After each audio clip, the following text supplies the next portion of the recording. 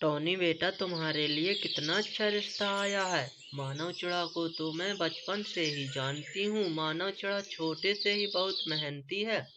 देखना तुम, वो तुम्हें बहुत खुश रखेगा।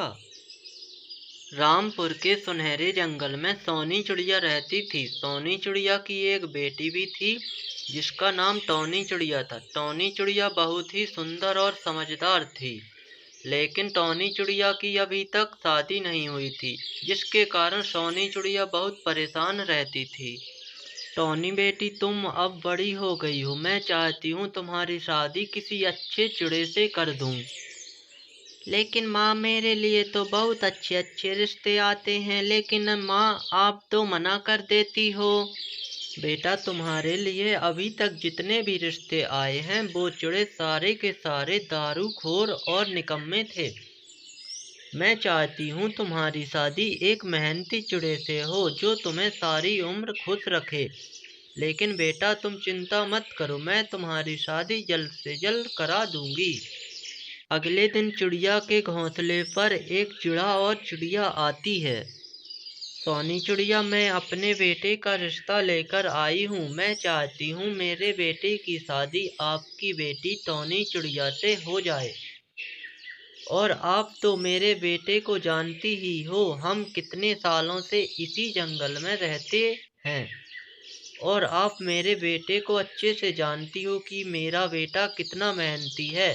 आपकी बेटी हमेशा खुश रहेगी। हाँ जी, मैं आपके बेटे को अच्छे से जानती हूँ कि आपका मानो बेटा बहुत ही मेहनती है। सोनी चिड़िया, तो मैं ये रिश्ता पक्का समझूँ। हम इन दोनों की शादी जल्द से जल्द करा देंगे। ठीक है, फिर ये रिश्ता हमारी तरफ से तो पक्का है। बस आप बता दीजिए कि इनकी शादी किस दिन करें। सोनी चिड़िया, मैं तो कहती हूँ कि इनकी शादी कल ही करा दें। ठीक है, तो फिर तय रहा, कल मानव चिड़ा और टॉनी चिड़िया की शादी है।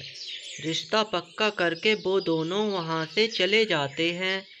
टॉनी बेटा, तुम्हारे लिए कितना अच्छा रिश्ता आया है। मानव चिड़ा को तो मैं बचपन से ही जानती हूँ। मानव चिड़ा छोटे से ही बहुत मेहनती है।